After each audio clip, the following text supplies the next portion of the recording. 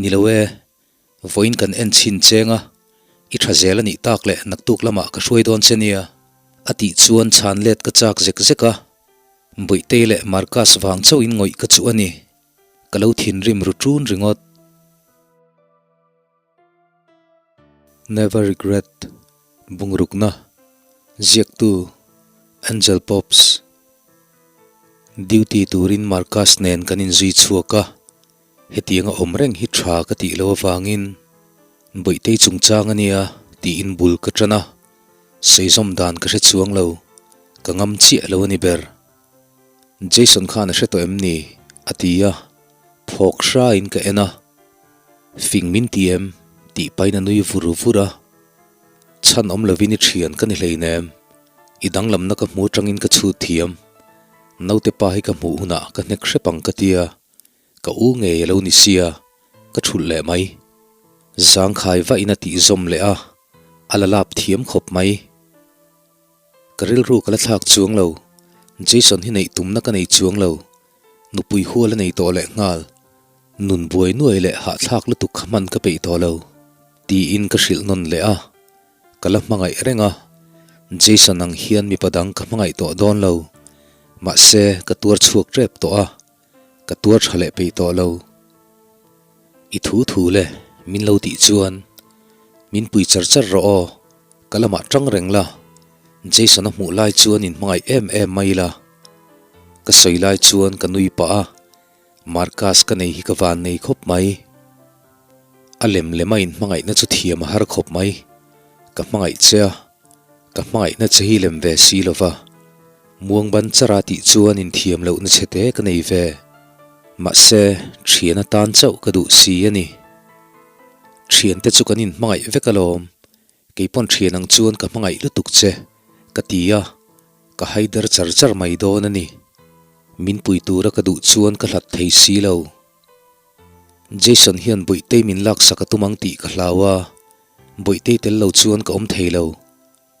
ka soizong po chuan ka hlawa ka ngai tu thui ngam lo ala lovang chu tiang mi ani lo afanu ani angin abula om te du ve bok ma selak saktum na che nei kring lo alo tia betina hriat phei chu na poi khopang katile a shewatang alati suya min hnem lo chiang ania atina du mayang boitei hi fangin lan tir mai ro katia ka mei che hriat na saber polina pasal hualin fa lo nei reng ti hriat chuan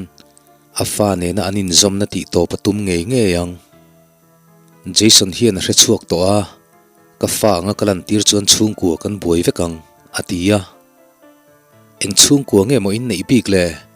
in chung te in hlaulu tukhimak ka ti jok thin rim takin kalo ti hlak hlaka fa te vau be ching hiala ka ngai to kan chung te chu an fel ka fa ni lo ka fa ngalan tir chu ka theilo kanu pui ni la chuan ka fatak angin ka pom theyang ma se ka unau pa ngei na hre chuak to a ka fa kalo ti ve chuan boina lian zok kan to kang in ngai tu chiang ro min tia boitei thi kalo or tir kher kher kha poi mani min phat san ngal ringota ti in ka tum zui bura ka thin rim trun reng ringot kata nai poi mo ang chi hian Jason po hi kata na poi mo mi pa ve ve kan ni nangin kan lan tir ngai lova kanin ngai poi mo na nep chuang lo chung kwa kan nia afanu chu pui thei na ka nei lo boitei ka mangai lo wang lovin boitei chungchanga chuan ka in rol ve thiang lo min tha thiam don nia ati chuan ka ko chung tot lutuk chu ka tha chuak khala ka tan tang kai zom zel don lo sela chuan thian kan ni na ti to phial du khopin ka thin rim hote te a ka thin rima karil ru buai lutuk wang ani nge yang tui lo deuin ka duty tluan ve zak dam lo ho pon ka mel mu nuaman timi alowang ka thil du ka ti donin ka chung te mit mei ka veng ngai lo ti sual kan ne min ngai dam ma saber thin tu te an nia top chin nei lo min mangai tu om chunan ni boite min chu pui ngam lo nan ka soi anga ti zo kha harmi alo ka dik lo ti shemaila ka indem du chuang lo rei tak kalo thup to ol sam taka hre chuak hi ka holur ka duty hun chung zong zong in hlim mel ka pului thei mi alo ka mangai che min tireng chunga mei che dang bial nu anga nei tho tu hi ka nai pe to thlot lo ani ber duty zo vele boite bula ka kal le a no telem lian pui lo poma a har wang le toina mela hlima amit meng po nung sar to tu lei chenge ipin leina nei lova marka salo kal ri lo boka tunge lei che kati khar khara thut thlenga ka bek ka the thanoka kadim lo em wanga chunga ka thilda chuata tla chuka nuina charmol mol ka doctor khan tia tridak chunga min lo shil vele thila pek le don cha chuan lo la to su an ina hruai che tumpon du mi su ka soi chi hra chiang em ka tiram maka min hlau deuh chungin ban charina lu buwa naktu ka hruai chuakanga a school po ka sonang zan khuai na khua sik lo le a thopo pa ngai vek to mut thei lo nei to lova kan chua thei ka be sei tlat to zingkara jason le nutling pakhatan ron in zuilu ta kabula an ron thut ve ve le boite in min ron mel ngala kalu kalo thing boite ni zani khua sik to lo ni mo ke thi ne nin kom thei to don ni hi jason chuan atia email thle mai nu pakhat local ve chuan ati boka dikte hi kanu ni hi jason a omdan vel chu boruak thalo kan nei lo ang mi ani mai anu chuan nel om takin min lo nuya nuilet ve chuang lovina kudron phar chua chu kalo vuana kachi bai rei lo boite ipi ani hi o ati zuile ngala kadu lo ang hlirin thila thleng mol mol reng ringot a chan let main boite chuan min ron mel le te te phota kalo tumba reng tho ipai ang hle mai jason anui na ti chuan du tok teu kati maka an fapa midang nei tir tum reng chunga thatan chua vel reng hi ka hne boite hriata pa chungchang soi reng ka du vak lo kati zom le a makmin tima se poi ka ti lo tun ba khimin muto don chuang lo boite ne na in ei tur dikte nen kan valange ti in jason chuan ka ban re ka amer na khop mai ole anu chuan alo ti ban chara keima atangina mitala son manglo kan hial ma hauin min chua puya min nuk chua kan izok ma corridor kan thlen vele min pai lopa zingkar ania mi an lo la om lo hlau yom dana wang hian boite chu pui chaka chak zek zek pha thiam lo na tam tak ka nei ka hria min dem la idule min hauro kala kai thinrim na midang chunga hrithasu ati chuan kalo nui hak kalo nat to na thin tam tak mu thei hle si inanu ham hai ringot po mu thei lo chuani kha anu ain min mangai se ka timi alo engber hinge ka be sei po kein shelove min chu pui ma lai chang chuang lowang in khin rap rapidu pon kangam vek to boite hian englai pon min thlang zok rengang katia engwang hlau thar ta viu chinge ni ifanu nge kha ilo vo em ni ishiat vek a tul lem lo kalo tia thlak thleng vek tu chei ka hrecha khop mai ati chuan natna hian eng kim min zirtir in rin tok na chenin min pevek boite kumruk chung ka en kol to a kadam chung chuan ka en kol reng theyang min mangai na po lan tir ngam lo tu hi ka ring thei lo che lokin mi lo mangai thin reng reng em chung tarin chan tak meu kom lai kha chuan ka doi zep tun thleng hian ka in thiam thei lo ani hi keima awanga dem turizong kual reng hi ban san ro boite le midang nuam ti lo na turin om to su ti in min lo changa I chung te hne na fai nei thu hril kheranga em ni kanu chi na hria mitam takin an hre thuayang hedam doi ina ka thok kher kher hi ka in chir to khop mai katia ka fanu ka mu chua theina na pathian rem ruat kalo ti mai sin ti paina nui suka chumi nuwa ka hnung lama omin ka dara vuana minnem kala dor kan thlen thlengin chutiang chuan minnema dora midangan lo omve ta ka wangin min thla chau alei du asoi zung zunga abula ngoi rengin kaloding mol ve top duinem ati chuan neilo kalotia ril tram khan nuam zo kanimo kathin rim lutuk lain soi tur danga zong kathin rim na kathil lian thamani chuan kalung oi nuwa thadewin min soi pui thina hote ani chuan angoi bo pui thin chu mana omdan ani tuna hian ti le tumani chuan a hlo cham chiang viawang idu zong tel velo ma semin ken pui thawanga imel ken sen lo chu leilo mai turalom ti chungina ken sen bak chu ka ken pui vele tho tunang huna hian beti kan mudon lo boka arwala kal ka she shan lo amai noi nan ringot po dar kar tam taka duanga aron thleng man teu lo mai ka soi kho buitei le midang nuam ti lo na turin omsu ka omdan le zel min shil turin ka eng mai ni lo kani to lowa ni le ka tummek zo chian tumin ka ding deta min kal san nul thung akal chak bok nen dat pa ini theidon chuang lova tumboi du su katile sham aron le hoya kalau endan chu hla om ve viawang lut vat teang kan thil ken hi dayange buitei nu ti in karin lo lutukina soi min ko dan te chu ain herdon laya nui mel te ka mu chiang lutuk athin rimare le man to bi kem ni she chiang viau in shema ila she chian lo kalo nei le thin buitei ka shil chiang to boka ril runuam deu in ka duty san zui lo turin ka tia ka thu soi angina emang chumo mi papa tok mu hi chuan kan trim sung mai lom duty zinga mi pa ber bena chuan ati mau mai kan lo ner khum nang nanga azak der lo dar thalang te in enina mai chu hliau renga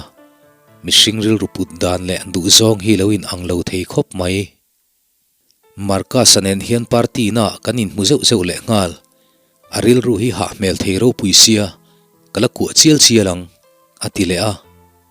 midang inan nui puila in riat chua kalo nei dai thung kabiak theilo zan te khan party na chuan omani nge yang adu na hi chuan za om na chevek ma se pui tilo topani hi marka sa chungchang chun zot zui naka mare mi tak ngel pon a mel thavur lo na a alandan hi pa ati ve hial kanwa ta chuan alar khop mai kalowin ti theiru ve em buite om na ka kalle don chuan jason le chung ta tue mon lo om lo nan karil ruin ka tong try mol ka thleng chi chu kulung phu top lo chau buite ngei po lo om lo kanuin khum malo ti fela khongai buite ka ti vaka ka hoi kwal ngal vak a doctor khana shuai lo kani kha khoya nge shuai ka ti chula kanu po chuan makati mel deuh to ka shelo a himang buite khana chak ema ka kaltir tamai ani kha laudu su ati mol line ka tlan chuak an ina shuai tum tak kha anin chunga lu pui ma nge mu man ka du buite po chu chiang deuin ka hril lok to sia markas ka bia a buite muturin ka local mek alo ti hlau grasa local ro ke po ka kalmek buite zuyang jason khan shuai dai an in riatiro anin thlen mai nan man tumang ka timol mola ka thozui hlop tlan ha chungin ka tong na sa a ka thin te thip o karon kal phone ka da a garas ka thlen chuan lo la om lo zui khera tulem ni nuam ti phianang kanin ai midang in nuam ti ka hlau ka tia ma ni masial tak chukani kain thunun thei tlat lo bai ka tinunga a che reng chumuang kaloti kan pha khuna engei ti chuanang kala le tang yom dan tur kha sareng che tin ka hril nona jason ate inom na lampan chuan kan kala ka phalna lami alowan lo shuai ringot chu kalom lo hle ani apa ni ma se ayan kol tu le en kol lai mek tu kani an shuai chuana rei to om hle mai kan phak mai ka ringania ti pain motor eng po chik takin ka en vek kan tlan rei tiala motor tlan po mu turawang tual kalunga phudup dupa buite hian kanin ain jason ate in nuama ti zok khlaw ni ber ke ain thil tha le alom zonga le saktam thei zok anga asoya pianga ti sak du anga kabula chin to ka shelawang ti ka hlau ka hoi kual na saboka aso thut chu malama ka budora helmeta na takin kein taule ngal marka sanui thom ka shezom zata tatlei rol lai kha chuni se ka zak ve ngotang le film khur ta che ka chaldom reng chungin ka tilara tuna phei chuan motor dang tlan po om to lo mun nal le nuam tak kan thlenga ding khomong lovin get lian tak loin hong huwa chuan min tlan lu puya hei hi khoi lai nge ka ti chuan buite pa te in alo tia apa ni lo ti pa in ka chuka alo nui ringot kong khar pui pan na kailo na kan kal lai chuan abana ka kuwa atrang ngal treu ni main ka ria Jason anu hi ani ngoi ngoi ania amu lai ka kuwa vel chu du lo po ni mai thei ka thla du der lo in chung kan lu thlengin ka kuwa an lo ri lai laya buite an thut bial ni ma jok kan lu ti ria om pun an om lo marka suana o thian khar khara an lo hoi ta thap min mu vele buite chuan hlau mel pule a thua oi lova hlau tur po ani buite khanu hian angai tua a phalna lama salovin in lo hruai boka a soi zo rual chuan marka sulom thusil mai ka lo cha khop mai a pi kha om thosia kan dil kha tok maya kan lo ngaya kan thiam lo ani chu lo thu ve phot ro an nu ber chuan a lo tia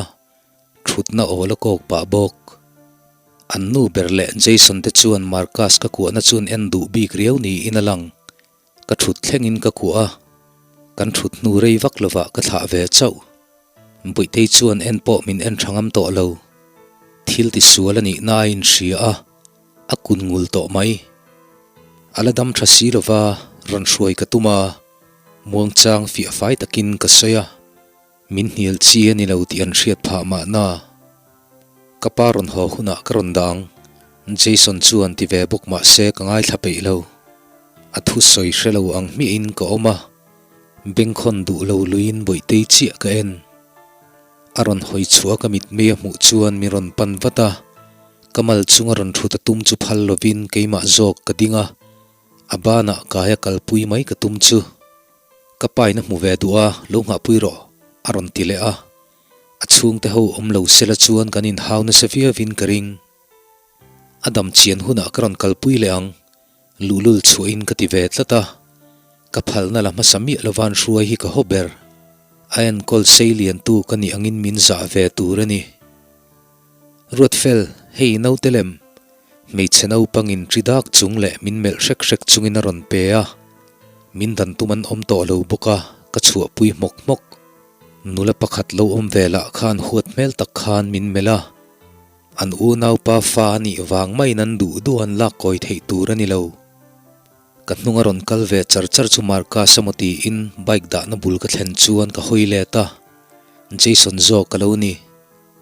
khongai Marcus kati chuan a hlau che alo tia kain herle maka ke pon ka kalpui to mayang pen thum vel ka pen man ti in minon kuai herlopa min dim vak pe to bik lawani don hi enge kati ngai boite ko pui ve theinan hian eng thil nge ka tiang in nei duem min nei duem tin voi khata zo na tam tak min zot mol mola thin rim mel po puto lovin mang ang tak hi ang to zok in nei ka du lo boite hiron muto su kati maka abei dong lutuk chuka khongai ve trap hialani ka fanuania ka du hun huna ka mu ve thei i phal lo rengani chuan palai kron tirang atia athu tak viau le ngal arem don chuang lo enga ma hian kanin rem ve lo katia boite kalpui tumin kain herle a in rem lo na kan nei lo kan lano panga kan doi zep wang chaw in then kan ni kha in du na khada bola min nei mai ro ka mangai che englai pon ka mu thira tang che khan tun thlengin atiba nok noka are vong vonga na thel thli na chem len bak thom hriat tur om lo athu soi zo a thori shok thlengin ka hrevekani min mangai moi ti mai mai ani kha phurna le thatho na ka pek wang chaw che ni kha min mangai moi in ti beti kani lo wang chaw ani kha kati topang a cheber po huamin beti hi ka thanga nang le boite hi kalalu tang cheu laklo dewom hi kaning thina nilom ni kha no pangril ru kan ti boi ma hian in neyang ati chuan lu ka thinga tongka chuan narngai na ka hreto lo Jason hi thinrim ve vak ngai lo ka ti to kha anu pui chu tu po ni se an nuam sangai nge yang nung lama tangin min ron ku a chuti lai chuan karnal tak hi ron tol lut re re ya min ku na tangin tal chua ka tuma ka theimi lo kar chunga tanga kan tho na dam doi in nei tu pa nge ya ron chua chuan min thla chawani kan lam hoin nel om takin ron nuya maktia ang phamakalo en line Jason chuan kapa ati supa ama aida in kain muniam jok thil makanilo kan din na bula aron kala boite ma thui na bianga apiaya anar mora akhoi sakzeu bok khukral dai mai ka du to ani email thale mai I ho to donem ni ai damdoina ti paina bana ven flon line vu areng chu mu tira apu ka ti to mayang adik thau boka apu chu poi ti mail takina lo check tlak tlaka ven flon vu na borvel chul sak heu heu chung chuan zana imuthlanin vantir ko lo kalanga aron ti dam mayang che naktu ka inai ho thei toang atia boite din mun chiang takina lo hre to ani ka kalpui to mayang atlai zela akhua sikle palang katia ka thei to patrong nem ka tum ve kan ho tu pa ka be miaw alom hei wang hi ni hibeti pon Jason nei lo lo hlau em ni let pui ma la pui lo in ron kal zia don nia ka tunu ti hriat hle mai ati fiam thuwa ti lui na tak mewin ka lo nui Jason vatharo uluk takai zir chuate an nia duat viau ta che atia nui sun sun chungin in lama pana azir chunga fanei kan ni wangin fiam thu nan min mangani lo ngak lok ru arei lowang akal son rualin boitein nu ka doctor kha apa mi ati ngal chata phathei po kani to lo ka thuru khitu ponan hretha vekani don hi ni ipa ni kha kati chuan nui ver ver chungin dak wa in min ron ena ka thian te pon min nui to don lo mi atile a pa nei lo wangin pa te chungchang an mi sin ziak tura ti khana ziak ve thiam lova tuna chuan a thiam ve to don ani nui to lowang ipa chu doctor thataka lomani akutaka kai na lam chu then lo lawa a hlim tak zetani duam tak ang main ka fanu hlim na ber hi ka lom lom mai don emni local rule amalam sit kong khara chunga tangin ron honga ka thut lu fel nuwa boite ron lut ve in kamal chunga aron thua chung ko pa ngai kanang ve khop mai kan tlan chu don line markas ka muwa boite chuana pa muwa midang ngai ven to lo in chung po na kailon to pa dingin min lo thlir renga motor tuk verdar thalang phe na tangin ka ena ka khongai tak zet keima wangin helai thleng hi akala ke chuan ka kalsan le dai si zana ka bianga ngai dam ka dilang ka tiril ruwa chutianga ka ti huna chau chuan ril nuamin ka ve theyang dam doin kan thlen vele ka chuk sok soka boite ka kaya Jason po bele to chuang lovin ka kalpui nal nal nu apa kha ati chuan ka phalna la lovin zui to sipa po ni se kalau ti maka min chang zui lova angui ngal bur bok kan lu le lai chuan nurse duty ho po chumak ti om punan lo om lo boite yan lo chon chaya boite pon hlim deu na lo chona apa chun na lai ve ani athin rim khat khop mai apa ang maya zaidam le khongai nanga ani ke chuka zaidam ve lo boite ka mu that tira achuak theidon ti ain sheboka azang khaiwa to mai aron inlan le karin lo line e tur kengin Jason aron lang vele a dam lo ompui tu dang te po hian mak min ti zo zai to ang ni ti naron kala boite nen la anin po ema ngai dan dik lo le mak sak tak takan lo nei te po hlaom nang pon eng mai le lo kha ho to ro ti chungin a thil ron lei chu kalak sak tho naktu ka achuak thei to anga zinga karon kalma don nia buitei mulai sama achula ani chuan alo nui ver vera achua san maina chala a fo sak le a buitei chulung oi khop mai kar khat chol kala a buitei dam kor in lama kom puiri ani chol kadil point min phal sak na sakhop mai kanu le pa te kanu te te na cho einan kala buitei ne na cho kan ei fel ve chuan a thim to karena omlo bok nen duangin a chet zung zung thei tlat lo kong khara ri renga lut tura vai thum vel ka som nuwa ka kalti ka hre chuak hong turin ka kalvat vata jason ani ti hrela chuan ka hong lo mai thei horo in ti chiani lo wangin kanin zui luta kan in hielen lo wangin chauka le thut khom na po ain nai thut khom na lama kan kala bati pani kan chit chu eng om chuna ni mai ni danga ain cheilo dan deuina in cheya lukhum te khum bok nen ka hre chiang chak chuan khongai kala ti in ka zot ta top kan piknika kanawin min som luya ka kalve miela boitei chumal chunga athu fel le than to nawing zat ngei neya tin ka zota kanin hriat chian lo dan chu hetiang vel hiani kan pani hian kanin hrehlura ni mai pani tila pakhat hi ka phir pui min som tu chu ka u le kan te ber hi mei chia atia ani chu ke thi tu fa nge kha sandra kan upaber ka zot zui du lem lo na a pasal nei kir le aniang tin ngai dan kalo siam hetiang hi hronan hre om du zek beti local vem kallowe ishuai ve karinga katia in matona thu kan ni awangin omdan ka shelo chu ka cheseka